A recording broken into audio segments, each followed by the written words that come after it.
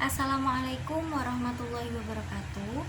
Saya Sofiatul Fitria dengan NIM B91219127 kelas KPI 4. Di sini saya akan menjawab 5 pertanyaan dan menyampaikan pidato untuk memenuhi tugas UAS mata kuliah retorika.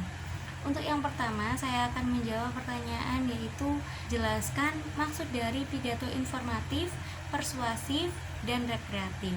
Untuk pidato informatif sendiri adalah pidato yang tujuan utamanya untuk menyampaikan informasi agar seseorang menjadi tahu tentang sesuatu. Sedangkan pidato persuasif adalah pidato yang tujuan utamanya untuk membujuk atau mempengaruhi orang lain agar mau menerima ajakan kita secara sukarela. Kemudian, pidato rekreatif adalah pidato yang tujuan utamanya adalah menyenangkan atau menghibur orang lain. Kemudian pertanyaan yang nomor 2, jelaskan pengertian teknik exaggeration dalam penyampaian teknik humor. Jadi exaggeration atau mungkin bahasa yang lebih familiar kita dengar yaitu hiperbola adalah sesuatu yang dilebih-lebihkan sehingga dapat menjadi suatu hal yang lucu, dan hal tersebut bisa membuat kita berimajinasi karena ada sesuatu yang tidak masuk akal di dalamnya. Sebagai contoh sebuah kalimat yaitu saking girangnya Andi melompat-lompat sampai bumi terasa bergoyang.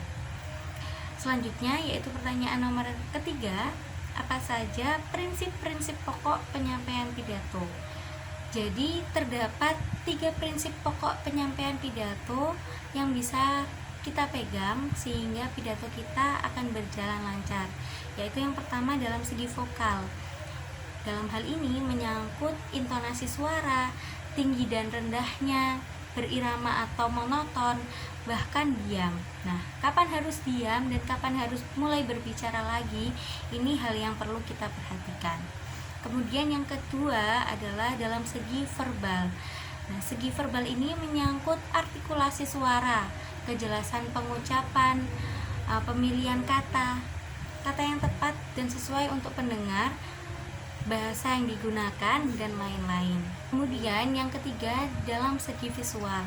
Nah, segi visual ini mencakup ekspresi tubuh, gerakan badan dan tangan, alat bantu atau media yang digunakan, dan lain-lain. Kemudian pertanyaan yang nomor 4, sebutkan jenis retorika menurut Aristoteles. Jadi ada 3, yaitu retorika forensik, retorika demonstratif, dan retorika deliberatif. Selanjutnya pertanyaan yang terakhir, bagaimana teknik menemukan sumber bahan bacaan guna memperdalam tema pidato? Nah, untuk memperdalam dari tema pidato kita, tentu kita harus menemukan sumber-sumber yang dapat terpercaya. Jadi sumber-sumber yang dapat kita temukan yang pertama yaitu kita bisa menemukannya dalam sumber bahan bacaan, bisa melalui buku, majalah, koran, dan lain-lain. Kemudian ada juga bantuan dari orang yang punya wewenang atau para ahli yang bisa kita temukan mungkin dalam seminar, dalam wawancara. Nah, kita juga bisa menemukannya dalam daftar literatur, media informasi, radio dan televisi, juga media online. Bismillahirrahmanirrahim. Assalamualaikum warahmatullahi wabarakatuh. Waalaikumsalam warahmatullahi wabarakatuh. Alhamdulillahirabbil alamin wa bihi nasta'inu ala umurid dunya waddin wassalatu wassalamu ala asyrafil anbiya'i wal mursalin sayyidina wa maulana Muhammadin wa ala alihi wa sahbihi ajmain, amma ba'd. Yang terhormat Bapak Sunarto dan teman-temanku yang berbahagia. Seperti yang kita ketahui saat ini, kita sedang mengalami musibah yang amat sangat besar. Bukan hanya 1 atau 2 orang saja yang mengalaminya, melainkan seluruh dunia mengalaminya. Pandemi COVID-19 ini terjadi memang sangat berpengaruh dalam kehidupan kita. Semua hal dalam kehidupan kita menjadi sulit. Mau makan sulit, mau kerja sulit, bahkan kita mau belajar pun sulit. Betul apa betul? Betul. Namun sebenarnya di balik kesulitan itu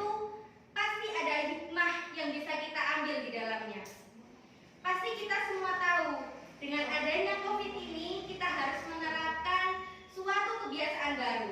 Ada yang tahu kebiasaan apa itu, teman-teman? Ya, betul sekali, yaitu menerapkan 3M, yaitu mencuci tangan, memakai masker, dan juga menjaga jarak. Secara tidak langsung dalam hal ini Allah telah memerintahkan kita bahwa kita harus lebih menjaga kebersihan sebagaimana agama telah memerintahkan kita. Selain itu, adanya COVID ini tentu membuat kita menjadi lebih was-was, dan hal inilah yang seharusnya menjadikan kita lebih tersadar betapa besarnya kekuasaan Allah, betapa kecil dan lemahnya kita di hadapan Allah Subhanahu wa taala, dan betapa dekatnya kita kepada kematian dengan seiring banyaknya korban dalam pandemi COVID-19 ini. Untuk itu, marilah kita mempertebal iman dan ihsan kita, menambah ibadah kita kepada Allah Subhanahu wa taala, mempersiapkan kehidupan kita di akhirat, yang mana kita ketahui kehidupan kita di dunia ini hanyalah sementara dan sangat sebentar dibandingkan kehidupan kita di akhirat kelak. Mari kita mempersiapkan bekal kita untuk mendapatkan keridhaan, keberkahan dari Allah Subhanahu wa taala dan berkumpul di surganya bersama orang-orang yang kita sayangi. Tentu semua orang di dunia ini ingin masuk surga. Betul apa betul? Betul. Apa teman-teman ada yang tidak ingin masuk surga? Ada. Pasti tidak ada ya teman-teman. Mau tahu bagaimana caranya masuk surga? Mau. Ada kisah yang menarik pada zaman Rasulullah. Jadi pada zaman tersebut Rasul bersama para sahabat sering berkumpul dalam sebuah majelis untuk mendengarkan nasihat agama dari Rasulullah. Pada suatu hari Rasulullah berkata kepada para sahabat, akan datang kepada kalian seorang laki-laki ahli surga. Kemudian datanglah seorang laki-laki yang wajahnya basah terkena air wudhu dengan menenteng sandal jepit. Tentu tidak ada keistimewaan yang terlihat pada laki-laki ini. Pada keesokan harinya Rasulullah kembali berkata kepada para sahabat, akan datang kepada kalian seorang laki-laki ahli surga. Lalu datang kembali laki-laki tersebut. Keesokan harinya Rasulullah kembali mengatakan hal yang sama. Tentu hal ini membuat para sahabat semakin penasaran. Seperti apa sih ibadah orang ini? Kira-kira teman-teman penasaran nggak? Hal ini juga dirasakan oleh sahabat Nabi Abdullah bin Amr bin As. Dia sangat penasaran, kira-kira apa sih ibadah si laki-laki ini sehingga Rasulullah menyebutnya sebagai ahli surga sampai 3 kali. Akhirnya Abdullah bin Amr bin As mencoba mengikuti si laki-laki ini sampai ke rumahnya. Setelah mengikuti laki-laki ini, ia meminta izin untuk tinggal di rumahnya dalam waktu 3 hari. Selama 3 hari ini, Abdullah bin Amr bin As memperhatikan dan mengamati ibadah seperti apa yang dilakukan oleh laki-laki ini. Namun setelah diamati selama 3 hari, Abdullah bin Amr bin As menyadari bahwa tidak ada ibadah yang spesial dalam laki-laki ini. Bahkan ia tidak menunaikan sholat tahajud ataupun sholat malam, dan juga tidak berpuasa sunnah. Sedangkan Abdullah bin Amr bin As melakukan segala ibadah sunnah yang dianjurkan oleh Rasulullah. Kira-kira teman-teman ada yang tahu nggak ibadah apa sih yang dilakukan oleh laki-laki ini? Akhirnya 3 hari pun terlewati dan Abdullah bin Amr bin As ini pamit untuk pulang. Ia pun mengatakan hal yang jujur bahwa sebenarnya selama 3 hari ini ia mengamati ibadah dari sang laki-laki ini. Namun ketika ditanya, ternyata laki-laki ini juga menjawab bahwa tidak ada yang spesial dari ibadah si laki-laki ini. Kemudian pulanglah Abdullah bin Amr bin As dengan rasa kecewa karena tidak mendapatkan jawaban dari ibadah yang laki-laki ini lakukan. Kemudian dipanggillah Abdullah bin Amr bin As ini kembali oleh laki-laki tersebut. Lalu berkatalah laki-laki ini kepada Abdullah bin Amr bin As, benar, amalanku hanya yang engkau lihat. Hanya saja aku tidak pernah berbuat curang kepada seorang pun, baik kepada muslimin maupun selainnya. Aku juga tidak pernah berbuat iri